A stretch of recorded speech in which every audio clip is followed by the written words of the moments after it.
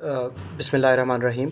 Start करेंगे simple cubic structure से और फिर जो है बाकी भी स्ट्रक्चर्स हैं जिस तरह बेस सेंटर्ड और फेस सेंटर्ड और एंड सेंटर्ड यूनिट सेल है, उनका पैकिंग फ्रैक्शन फाइंड करेंगे। तो ये कॉर्नर्स पर 8 एटम्स होते हैं, ठीक है, सिंपल के। तो अगर हम एक एटम यहाँ पर बनाएं और एक एटम यहाँ पर बनाएं, अब ये जो डिस्टेंस है ये आपके पास क्या है, आर, और ये वाला भी क्या है, आर, सेंटर से जो डिस्टेंस है इनका, ठीक है। अब क्यूब में जो उसकी एज लेंथ होती है वो सारी क्या होती हैं, सेम होती हैं, ए। अगर ये वाली लेंथ ए है तो ये वाली भी ए होगी, ठीक है। तो इस तरह जो आर है वो हमारे पास क्या आ जाता है, अगर दो आर हों, देखें ना, ये A is equal to 2r इधर हमें नज़र आ रहा है, ये भी आर है प्लस ये भी आर है, तो ये कितना बन जाएगा, 2r। तो r is equal to a by 2। अब इसका अगर पैकिंग फ्रैक्शंस हम निकालें, पैकिंग फ्रैक्शन जो है वो इक्वल होता है वॉल्यूम ऑक्यूपाइड बाय एटम, ठीक है, तो divided by volume of unit cell. अच्छा, अब जो वॉल्यूम ऑक्यूपाइड है वो किस तरह निकलता है, number of atoms, number of atom को हम z कह देते हैं, z multiplied by volume of atom, क्या, volume of atom divided by volume of unit cell. तो वॉल्यूम ऑफ क्यूब जो है वो आपको पता है क्या होता है, length multiply by breadth multiply by height. तो ये क्या आ जाएगा, a multiply by a multiply by a, तो ये क्या हो जाता है, a क्यूब। अच्छा, अब ये जो नंबर ऑफ़ एटम्स है ना, इसको निकालने का तरीक़ाकार क्या है कि आपने, अब जो हमें पता है कि ये कॉर्नर्स पे सिर्फ एटम प्रेजेंट है, तो ये 8 है ना, 8 हैं, कितने हैं, 8, z इज़ इक्वल टू 8, और हर एक का कंट्रीब्यूशन कितना है, 1/8, ठीक है। पार्टिसिपेशन अगर चेक की जाए तो 1/8 बनता है, तो जो कि आंसर हमारे पास क्या आ जाएगा इसका, 1, ठीक है। अब वॉल्यूम ऑफ एटम, क्योंकि ये स्फेरिकल है, तो 4/3 पाई आर क्यूब, 4/3 पाई अपनी जगह पर हम रखेंगे और आर क्यूब की जगह पर वही वाली वैल्यू पुट कर देंगे, a/2 का होल क्यूब, जो आर हमने अभी ऊपर फाइंड किया है, डिवाइडेड बाय a क्यूब।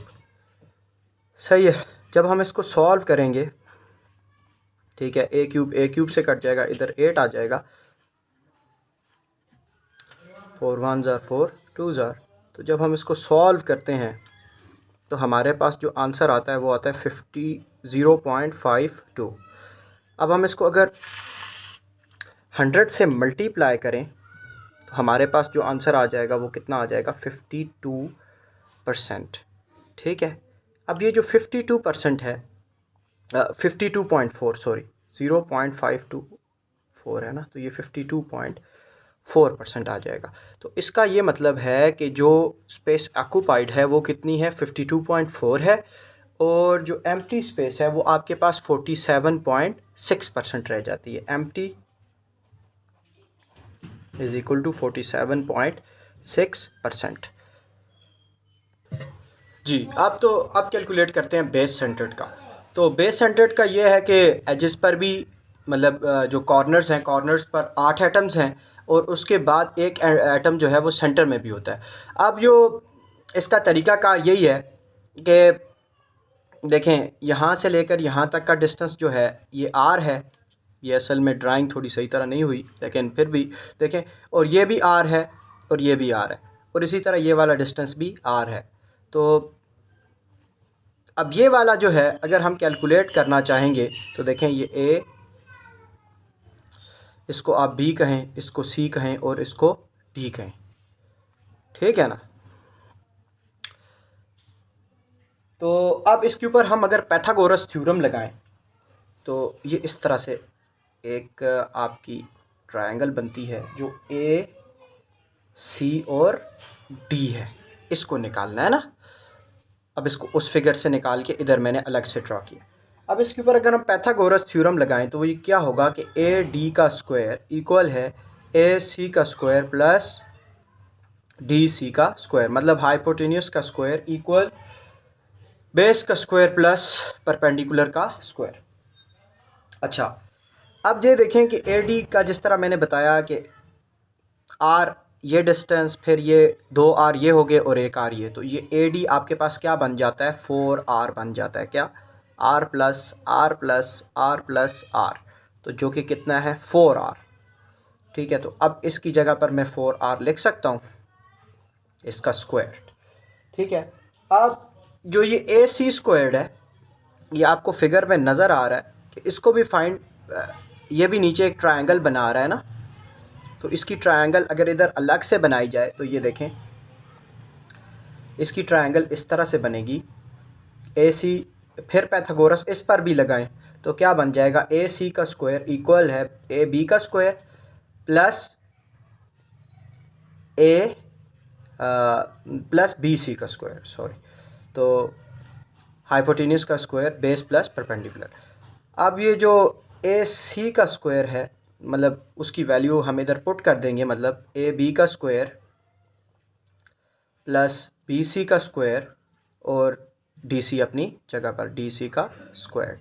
अब आपको पता है कि क्यूब है, तो क्यूब में जो एज लेंथ होती है वो सारी की सारी सेम होती है। फ़र्ज़ करो मैं इसको ए कह देता हूँ, अगर ये वाली लेंथ ए है तो बाकी सारी भी फिर क्या होगी, ए ही होगी।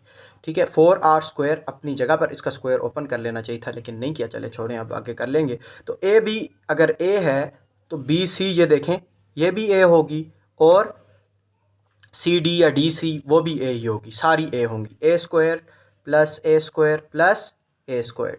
तो अगर इन तीनों को हम प्लस कर लेते हैं तो ये 3 a स्क्वायर और ये क्या बन जाएगा 16 r स्क्वायर। ठीक है, r is equal to √3a/4। ठीक है, इसको उस तरफ लेके जाके डिवाइड कर दें और फिर दोनों तरफ स्क्वायर रूट ले लें तो हमारे पास ये r आ जाएगा। ठीक है, अब वॉल्यूम, बल्कि पैकिंग फैक्टर डायरेक्ट निकालते हैं, पैकिंग फ्रैक्शन। ठीक है, पैकिंग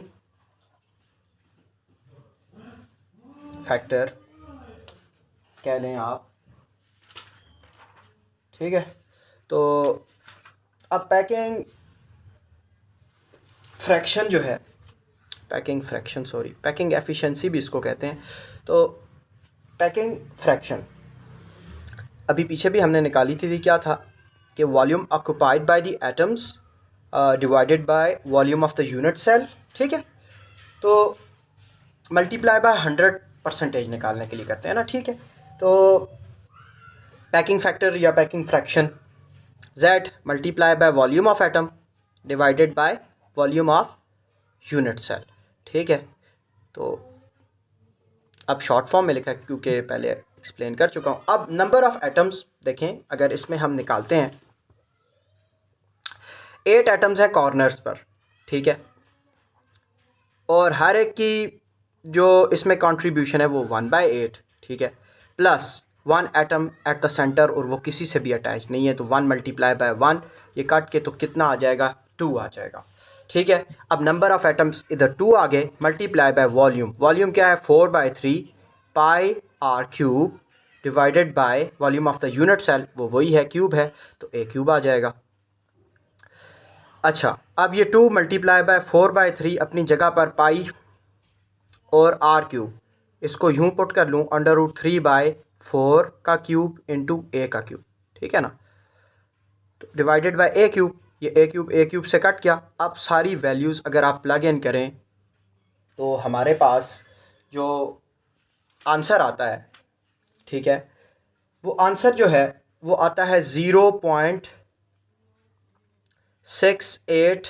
ठीक है, तो अगर इसको हम 100 से मल्टीप्लाई कर दें तो हमारे पास जो पैकिंग फ्रैक्शन है या पैकिंग फैक्टर है वो क्या आ जाएगा 68%, मतलब 68% ऑक्यूपाइड स्पेस है और जो खाली जगह है वो कितनी है 32% एम्प्टी। ठीक है, तो अब फेस सेंटर्ड का फिर निकाल लेते हैं अगले स्टेप में। अच्छा, अब देखें अगर फेस सेंटर्ड का निकालें हम इसी तरह पैकिंग फैक्टर, तो आप देखें फेस सेंटर्ड में क्या होता है कि कॉर्नर्स पर तो एटम्स होते ही हैं, लेकिन फेसेस पर भी होते हैं ना, मतलब 6 फेसेस हैं क्यूब में, तो 6 फेसेस पर भी एटम्स होते हैं। ठीक है, तो ये कुछ इस तरह का स्ट्रक्चर बनेगा। सही है, एक एटम जो है वो सेंटर में होता है और बाकी जो होते हैं वो इस तरह। ये देखें ड्राइंग कुछ सही नहीं हो पा रही मुझसे, लेकिन जो है समझा मैं अपनी तरफ से पूरी कोशिश कर रहा हूँ कि मैं आपको समझा सकूँ ये। अब ये देखें, अब अगर इधर से इसकी डायगोनल ड्रॉ करें ऐसे, ठीक है, यहाँ से यहाँ तक का डिस्टेंस r, यहाँ से यहाँ तक r, ये भी r और ये भी r, तो डायगोनल पर कितने r आगे? 4 आगे। अब इसको नाम भी देते हैं, हम एक ट्रायंगल खुद से नीचे ड्रॉ कर लेते हैं जो कि ये बनेगी। ठीक है, इस तरह से ये ट्रायंगल भी कुछ a b और c। ठीक है, तो ये आपके पास r plus R plus R plus R. ठीक है, तो जो कि आपको पता है कि ये 4r बन रहा है, ये a और ये भी a, क्योंकि क्यूब है ना, तो एज लेंथ सब में सेम होती है। अब पैथागोरस इस पर लगाएंगे तो वो क्या बन जाएगा? 4r का square is equal to a square plus a square. 16r square is equal to 2a square. r is equal to आपके पास क्या आ जाएगा? a, और ये इधर से कट जाएगा ना 8, तो a बाय 8 और ये 8 के ऊपर अंडर रूट, तो ये आपके पास आंसर क्या दे देगा? अगर इसको करें तो ये आ जाएगा 2 अंडर रूट 2। ठीक है, अब पैकिंग फ्रैक्शन अगर निकालें, पैकिंग फ्रैक्शन या पैकिंग फैक्टर या पैकिंग एफिशिएंसी, तो वो क्या होता है? Number of atoms multiply by volume of atom divided by volume of unit cell. ठीक है, तो अब नंबर ऑफ़ एटम्स हम इधर निकाल लेते हैं। ठीक है, इधर निकाल लेते हैं, तो z इज़ इक्वल टू, अब नंबर ऑफ़ एटम्स जो हैं देखें 8 एटम्स हैं कॉर्नर्स पर, कॉर्नर वाले 8, हर एक की कंट्रीब्यूशन कितनी? 1/8 प्लस 6 जो हैं वो फेसेस पर हैं। ठीक है, तो हर एक की कंट्रीब्यूशन कितनी? 1/2। ठीक है, अब जब आप इनकी करेंगे तो ये कटिंग हो गई इधर से 3, तो ये आ जाते हैं 4। ठीक है, तो नंबर ऑफ़ एटम्स कितने हो गए? ये इधर से 1, इधर से 3, तो 4। अब नंबर ऑफ़ एटम्स 4 हैं, volume of atom 4/3 pi r of cube, तो इस 1/2 अंडर रूट 2 को अलग कर दिया और a पर अलहदा क्यूब लगा दिया ना। मैं दोनों पर ये कर सकता हूँ, a को मैंने अलग कर दिया, दोनों पर मतलब अलग अलग क्यूब लगा दिया। सही है ना, जो ये हमने निकाला था इसी को उधर पुट किया। अब यूनिट सेल जो है वो a क्यूब है, a मल्टीप्लाई बाय a, तो ये कट जाएंगे। तो जब अब देखें ना फेस सेंटर्ड का आप निकाल रहे थे ना, तो ये आंसर आ जाएगा 0.74। अब जब आप इसको 100 से मल्टीप्लाई करेंगे तो ये आ जाएगा 74%। अब पैकिंग फैक्टर आपके पास क्या आ गया? पैकिंग फ्रैक्शन या पैकिंग एफिशिएंसी 74%। इसका मतलब है जो खाली स्पेस है वो 26% है। 26% एम्प्टी इज इक्वल टू 26%। ठीक है जी।